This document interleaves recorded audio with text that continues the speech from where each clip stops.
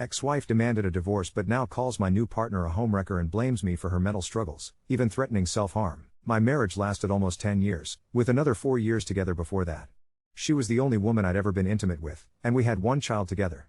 From the start, expressing my emotions was always a struggle, and my ex excelled at pointing that out. No matter how many times I tried to be better, putting my feelings into words, trying to meet her expectations, I never quite measured up. House too messy, her idea of tidy was more like a hospital operating room, not enough proper hobbies or friends in her eyes, and even when she said she forgave me for something, it turned out she hadn't. I was always a disappointment in some way. She didn't like being touched, and didn't like touching me, something that mattered to me more than I realized at the time. Eventually I found out we'd basically had pity sex for the last few years, that she'd only gone along with it so I wouldn't sulk. I can't remember the last time we'd really touched each other. And through it all, she refused to seek help, even though it was obvious she should see a professional. Looking back, the things I did for her, the efforts to make her happy, all felt forced, acts to avoid being chewed out for getting reservations wrong, or some other failure. Our child, I think, was the only real glue holding us together that long. Then, in the summer of 24, she suddenly told me she wanted a divorce. She said I'd ruined her life and hated me. It was so blunt, so out of nowhere, but she was adamant. We tried therapy, made it through 2 sessions before she demanded we end it and insisted there was no point trying to save the marriage. I fought for us. I believed there was something worth saving if we were both willing to put in the effort. She never budged. With every attempt I made to open up, to explain how I felt, she only dug her heels in. That fall, I hit rock bottom. I was overwhelmed by self-loathing, convinced I had no self-worth. I was losing the only person I'd ever truly loved. Finally, at the turn of the year 24-25, she said we needed to end it for good. I've never cried so hard in my life, and I'm not proud to admit it. We messaged our friends and families about our breakup but, legally, we were still married and shared the house, separate rooms since fall. Yet even then, she'd find reasons to yell at me, like the time I missed my promised return home by 15 minutes because of something completely out of my control. She flew off the handle, telling me again how I'd ruined her life. That was the last straw. I decided to move out. The day I moved, she was already on Tinder, and made sure I knew it. To be fair, I'd created a free Tinder account back in December 24, during the darkest lows of my self-worth, just to see if anyone would be interested in me when the dust settled. I only wanted to check if I could ever feel attractive again after all this. It wasn't about actually meeting someone. But come spring 25, I started to put myself back together. I began dating very casually, just to have company and talk to people, something I'd never really done before. Then, almost by accident, I met this amazing woman. Everything between us just clicked, the interests, the energy, our needs in a relationship. I was overwhelmed by how she genuinely found me interesting. It felt like I was finally being seen after years of invisibility and rejection. Meanwhile, I had tried several times to finalize the divorce, but my ex kept it lingering on paper under the guise of unfinished division of property and tax reasons, her issues, not mine. I was tired of fighting, so I focused on this new relationship, taking things slow, just enjoying being with someone who understood me. A few weeks went by and my ex found out through our child that I was seeing someone. She reached out, seemingly friendly, asking how I was and if I was dating, so she could wrap up the official divorce. I answered honestly, my first mistake. She absolutely lost her mind. She told me she'd been planning a grand gesture, a get-together and a letter about how she wanted a future for us. She sent me photos of the letter. I was speechless. How could she, after 10 months of refusing any reconciliation, of repeating she hated me and I'd ruined her life, suddenly claim she wanted me back? I told her that nothing in her actions had shown any hint of those feelings, and that I had to move on for my own sanity. She was the one who'd ended things so harshly. After that, it was pure chaos, weeks of her cussing, calling me a cheater, calling the woman I was seeing a homewrecker, physically hitting me, shouting that I was a pig. All the drama you could expect. And suddenly, the division of property and tax excuses disappeared. She finalized the divorce without a second thought. Right away she started seeing someone new from Tinder and made a point to tell me how happy she was. She'd show off shirtless pictures of him when I picked up our child, brag about his car, rubbing it in at every opportunity. I took things slow with the incredible new woman in my life. We talked honestly about our expectations, how we'd both like our relationship to look. We figured things out together, step by step. I also made a point to keep her up to date on my ex's erratic behavior. But one thing stuck with me: on our first dates, I'd shared everything, how and why my marriage ended, how much pain I'd been through. She asked if my ex had ever shown signs of wanting to get back together, and at the time, I answered no, because that was the truth. But then came the letter, the cry for a future together, and, whether or not it was written before or after she knew I was dating, I'll never actually know. I didn't tell the awesome woman about that episode. I was too shaken and confused by it myself, and now I worry I should have told her. Even now, my ex is struggling in her own new relationship, can be sort of nice one moment, but then flips back to vicious, calling me a cheater, calling my partner a homewrecker. Meanwhile, I feel guilty for not disclosing everything to this great woman in my life, even though I've been honest about my status since the very first dates, including the fact that, technically, I was still married but the relationship ended at New Year's. To add to everything, my ex, whom I always suspected of undiagnosed mental health issues, repeatedly told me that when she killed herself, it would be because of me. One evening, during those chaotic weeks after the blow-up, she called in such distress I truly feared she'd harm herself. I went over, and found her not angry or threatening, but utterly broken. She asked me, "Don't you see anything in me anymore? How can you see something in her?" That cut deep. I couldn't bring myself to tell her the honest truth, that my feelings for this new, awesome woman were strong and growing, so I just sat with her, helpless against the spiral we'd once shared. And that's where I am now, moving forward, bit by bit, with someone who actually sees me, while untangling the wreckage of a past that refuses to go quietly. I was in a tricky spot once. When my relationship with my ex ended, things were hardly smooth. We share a child, so our lives inevitably remain intertwined, but there's a persistent, lurking tension that shadows every conversation. After our split, I moved forward and started dating an amazing woman. She is in every way who I wish I'd had, from the very start. Still, I couldn't be fully open about her to my ex because, almost immediately, my ex tried to stalk her, to dig up anything she could. The intensity of my ex's emotions became clear early on. I felt that, unless I said something like, "I wouldn't have been in a relationship with you if I didn't care for you," my ex might really hurt herself. I've always been terrified that my child could lose their mother because I failed to say the right words, to steer the conversation the right way. So I did play it right. I said what I felt I had to, not what I truly felt. My concern was never for getting back with my ex, it was always about ensuring my child still has a mother. But the past has a way of haunting me. Now, my ex uses those words as a threat, suggesting, "What if this awesome woman found out how you said you didn't have feelings for her? And how you acted like you'd choose me?"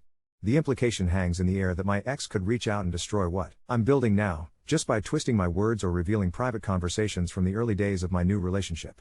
I've never explained to my ex why I chose my words so carefully back then. All I've shared is my gratitude that my child still has a mother. That's the only thing I truly still appreciate about my ex. She's a good mom. She finally received a diagnosis for her mental health issues and was put on medication, but she ended up stopping those because of the side effects. I find myself questioning everything. Am I the bad guy here? Did I somehow fail in my attempts to just be a decent person? Was what I did considered cheating? Could anyone possibly view the awesome woman as a homewrecker? And what should I even discuss with her? Does she need to know about the letter instance, the one time my ex tried to make it seem like we'd get back together, and that I immediately rejected? What I do know for certain, my feelings for my ex are as close to zero as can be. I have absolutely no desire to return to that relationship.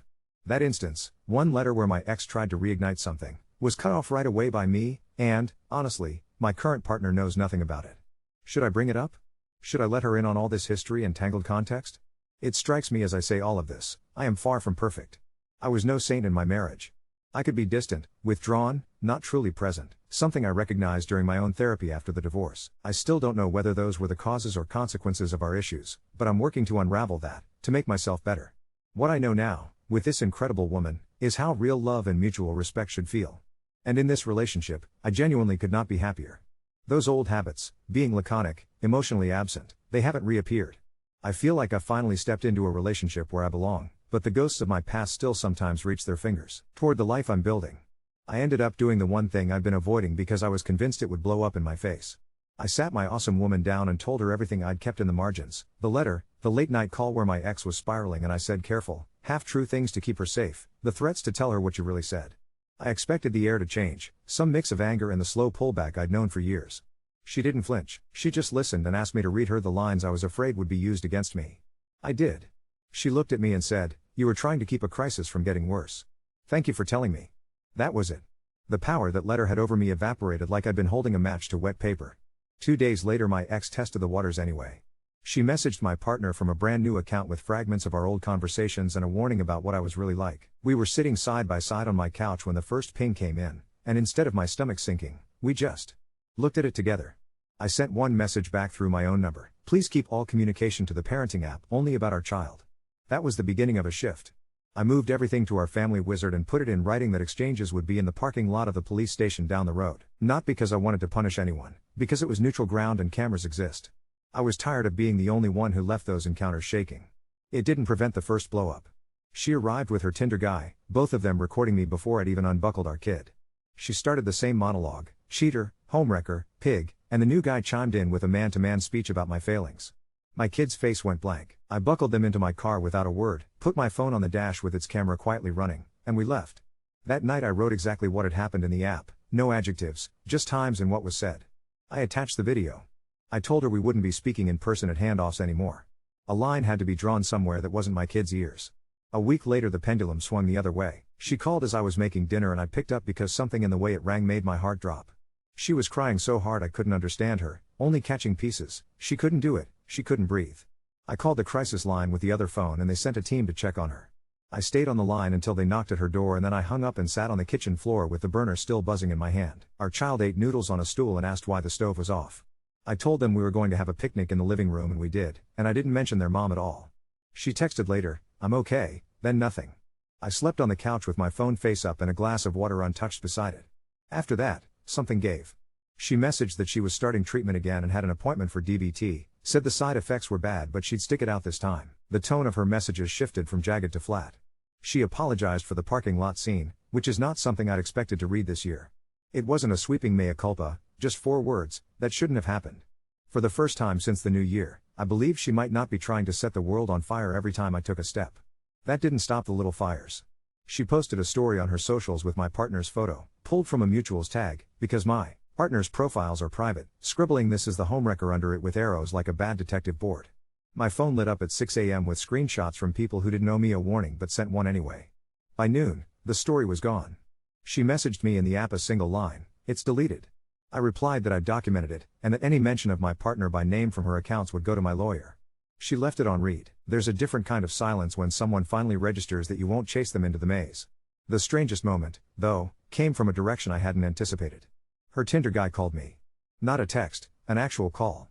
I didn't recognize the number, answered, and he launched into this apologetic ramble about how he didn't know the whole situation and how he didn't want to get in the middle of co-parenting stuff. He told me he'd driven her home the night of the crisis call and that she'd thrown his phone out the passenger window because he wouldn't let her text me. He asked me if she was really off her meds again. I told him that was not a conversation I would have with him, and that if he was worried about her safety he should contact her family or the crisis line like any adult should.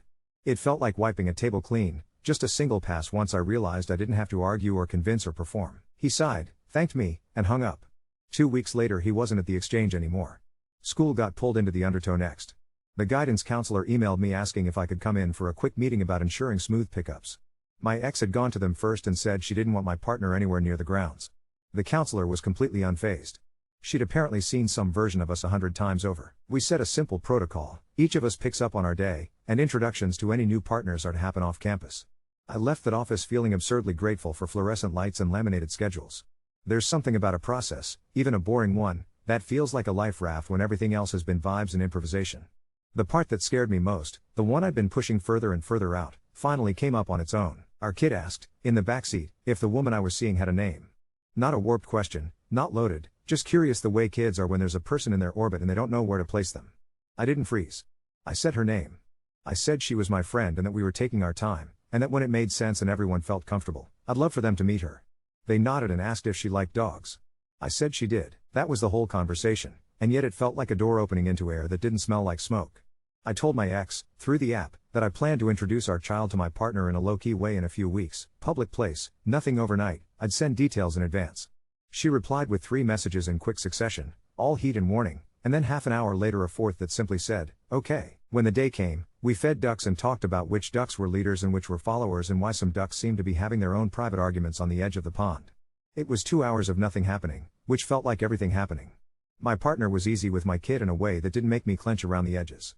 When I dropped my kid off afterward, my ex opened the door, looked over my shoulder like she could see the pond from her hallway, and said, "Was it fine?" I said, "Yes." She nodded and closed the door. I won't pretend there's a bow on this. There are still the stray 1 a.m. messages that I don't answer until morning, still the way my heart stutters when my phone rings at a time it shouldn't, still the knowledge that the ground can shift under my feet without warning. But the ghost of that letter doesn't sit on my shoulder anymore. The threat doesn't have teeth when it's already been spoken out loud to the one person it could have hurt. And maybe this is the part that feels most unreal. Given the last year, the chaos is no longer the engine of my days. It's background noise. My days have other engines now, making pancakes with my kid, planning small, ordinary things with someone who sees me and is not trying to twist me into something that fits her panic. The last text I got from my ex this week was about a field trip permission slip. No insinuations, no baiting. Just due Friday. I filled it out and sent it back in our kid's backpack with a note that said, "Thanks." It felt like saying, thanks to the universe for the first quiet minute in a very long time. It might not last, I know that. But I'm learning that a minute is still a minute. You can build a life out of those. The minutes did stack up. I didn't notice until a whole week went by without anything catching fire. I cooked pancakes twice. My partner and I bought a basil plant and named it, which felt like the kind of joke people make when they don't expect disasters to knock. I found myself humming in the car. It felt dangerous, like tempting weather. Then the app pinged at 6:58 a.m. on a Friday. Request swap this weekend? Work training. No extra barbs. I said yes because saying yes to reasonable things is the only way the reasonable box gets any weight to it. We swapped. I took our kid to the science museum. We touched the metal globe that makes your hair lift and laughed about it in the reflection. I took a photo and didn't send it to anyone. Sunday night I waited at the station. 10 minutes. 20. 30. No show. The app blinked emergency, can't make it. Keep this overnight. My kid was already asleep when the message arrived. I typed marking as no show. Will deliver to school in the morning. I stopped writing feelings into boxes that didn't want them. On Monday, the guidance counselor asked if I had a minute after drop-off. She closed her office door like she closes doors a dozen times a day and told me our kid had told her they'd made dinner for themselves at their mom's because she was very sleepy. The word sleepy did its gentlest work. I nodded. I said I'd document. The counselor thanked me with the practiced warmth of someone who has handed a lot of parents a lot of small stones and watched them carry them out to the car. That night my ex sent a paragraph about meds and side effects and trying. No apologies this time, just a request that I keep our kid 2 extra days to be safe. I said yes, and I wrote a separate message proposing a temporary schedule while she adjusted to the medication and DBT. She replied no, then 20 minutes later, okay. The okay felt like a coin dropping in a jar we barely knew we had.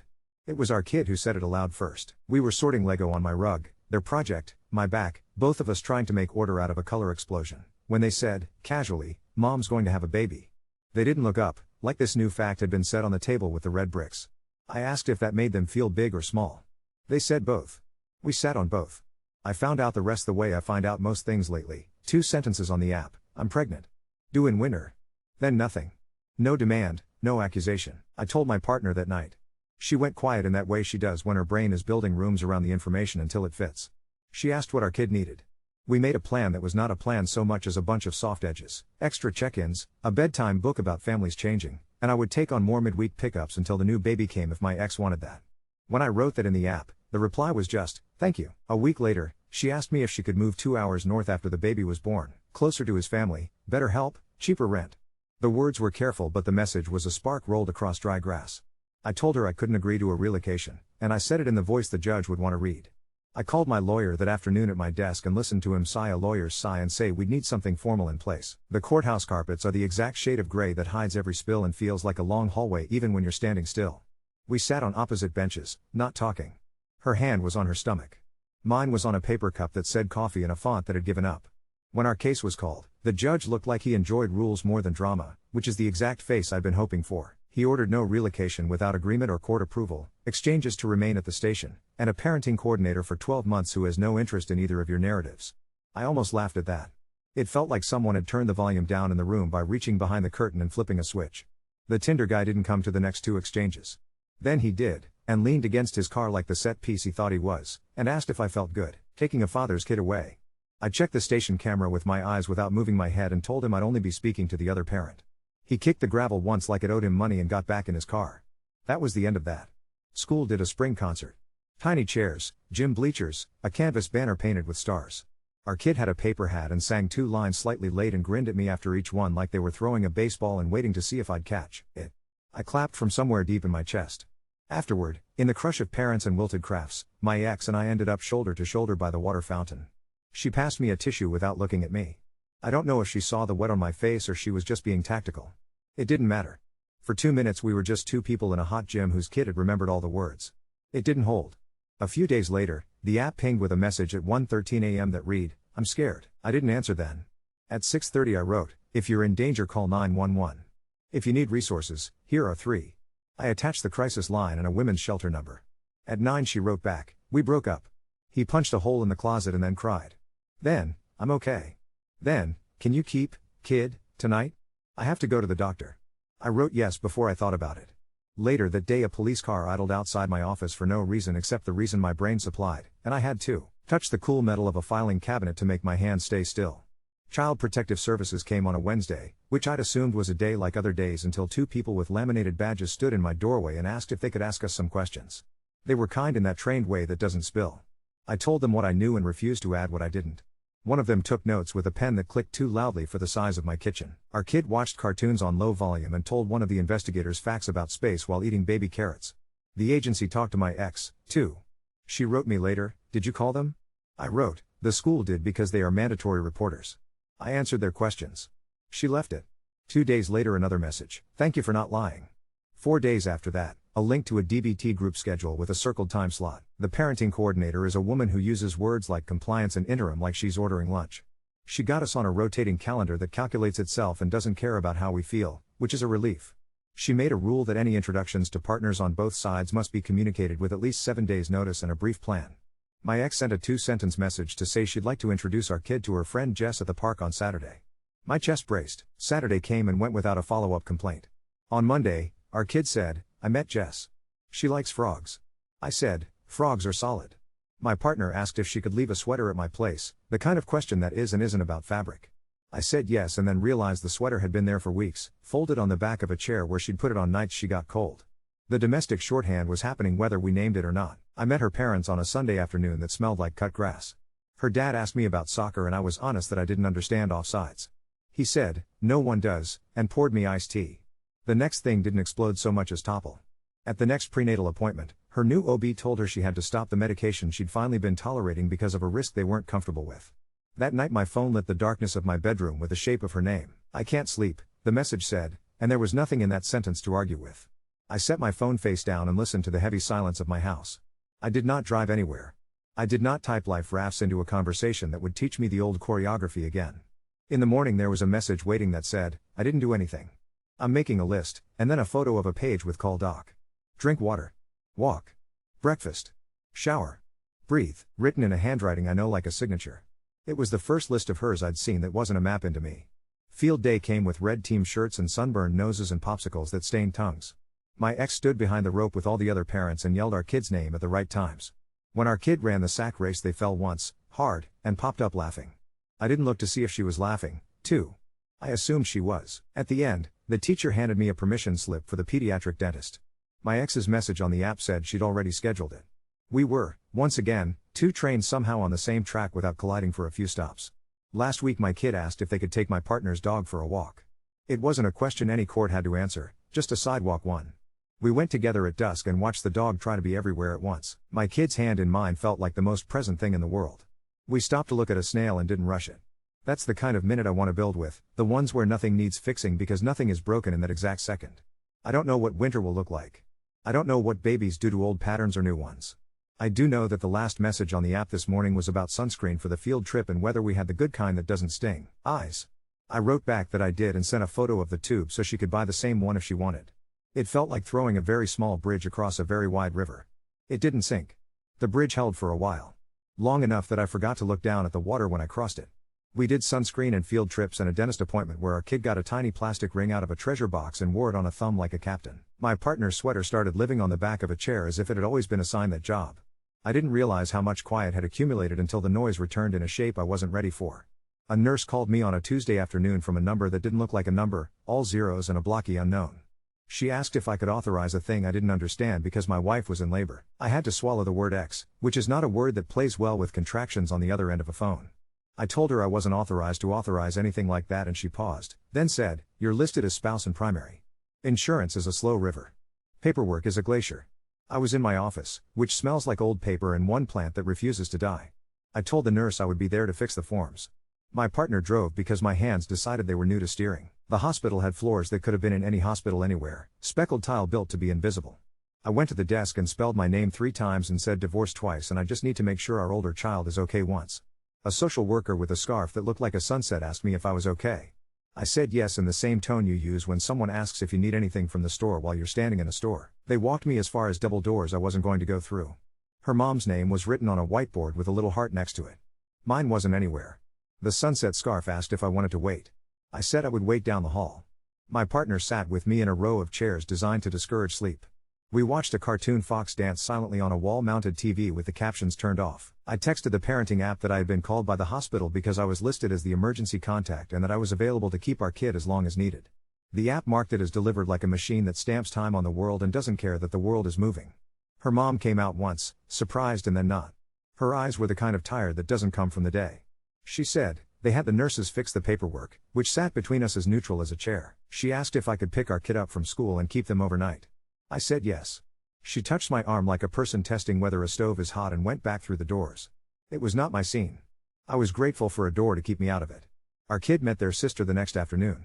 I was a perimeter. Hospitals make me feel like a substitute in a class that already knows the rules. The baby made the scratchy kitten noises babies make. Our kid said, she smells like a penny, and then, she's so small it makes my eyes hurt. I nodded like that was a normal sentence. It kind of was. The new boyfriend wasn't there. No one said why. On the drive home our kid asked if the baby could come to the science museum someday. I said I bet the baby would love the windy room where your hair does the static thing when she was older. We made plans for a person who had only been alive for 20 hours, and it was the kind of plan that makes time feel honest. The next exchange went fine until it didn't. He was back, leaning against his car like the idea of a person who leans against cars, and he was trying to look like he belonged in a photograph of himself. He started in with the comments that look harmless in transcripts and aren't harmless in the air. I didn't respond. The camera above the police station door blinked the way it always blinks. When I got home my taillight was a honeycomb of red shards. I went back, showed the front desk the video from my dash and the tiny shiver from the station camera that caught a figure moving too close to my bumper.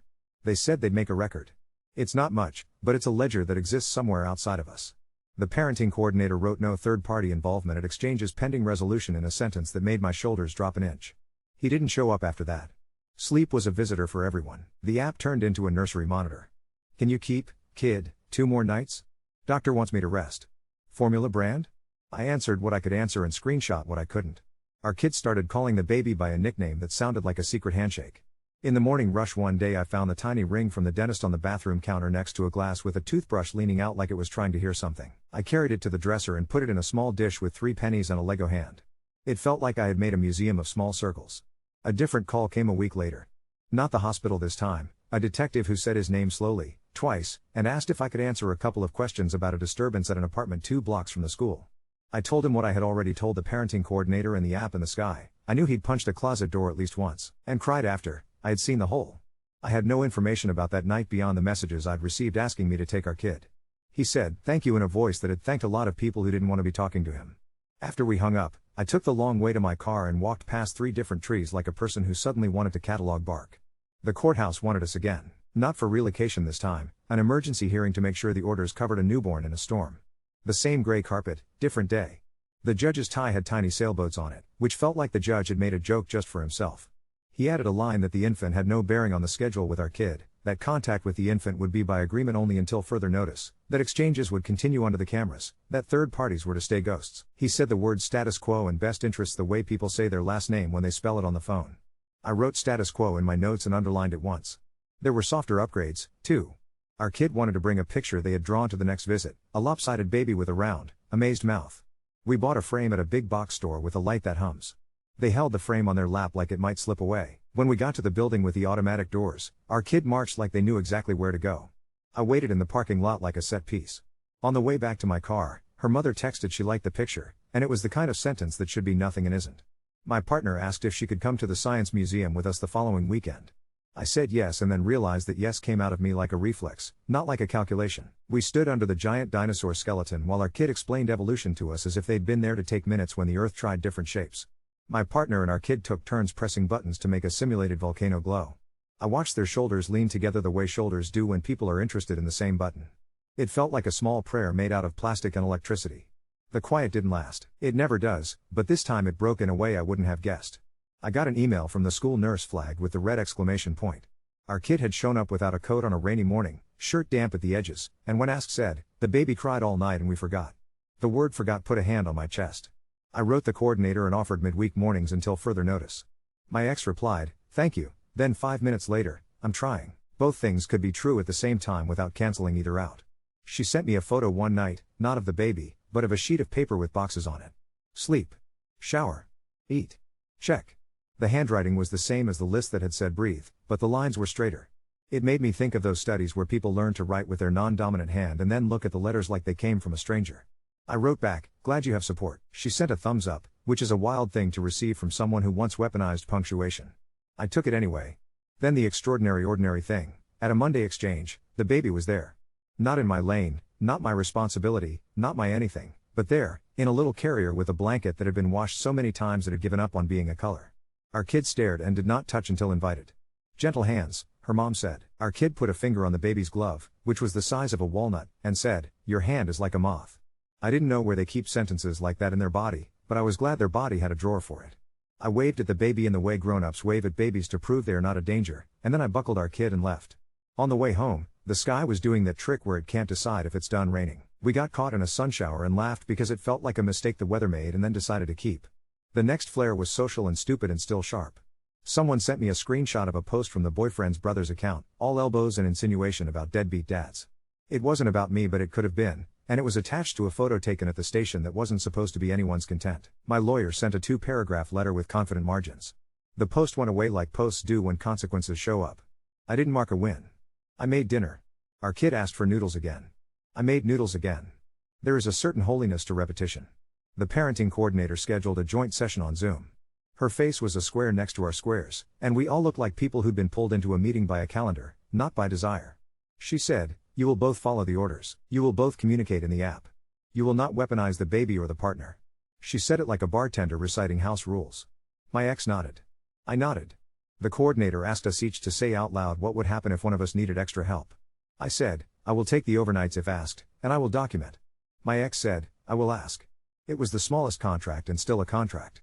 I wrote it down in my notebook next to status quo like I was making a recipe. I wish I could say the alarm stopped. They didn't. There was a 2:17 a.m. message that said, I can hear my heart too loud. I didn't respond then. At 7 I wrote, call your doctor. If you are in crisis, go to the ER. At 9:10 she sent a photo of her wrist with a hospital bracelet around it and the words I went. I showed my partner the message.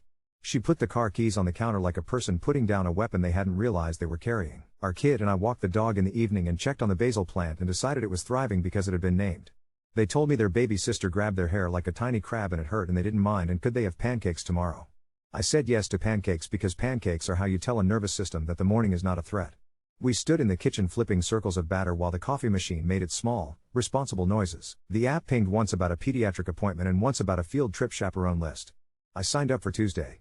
The permission slip went back in the backpack with a note that read, I can do pickup if needed. The last thing that happened this week felt like a magic trick where the magician shows you the empty hat. The app lit up with her name and just the sentence, thank you for keeping, kid, steady. No explanations, no bait, no barbed wire hidden in the grass. I wrote back, that's the job, and looked at the words after I sent them. It felt like the first time in a very long time that I had named what I was actually doing without apology or armor. I don't know the shape of next week or how many minutes it will hold or drop. I do know that tonight the basil smells loud when you crush a leaf between your fingers, and my kid's Lego city has a hospital with a tiny red cross on it and no doors because the engineer decided doors got in the way of people getting where they needed to go. I'm trying to build like that, less flourish, more function, enough room for everyone to move without bumping into the sharp parts. The app's last message was a photo of a bottle of infant Tylenol and the question, do you have this brand? I sent back a picture of the same bottle from my cabinet. Small bridge, wide river. Still holding.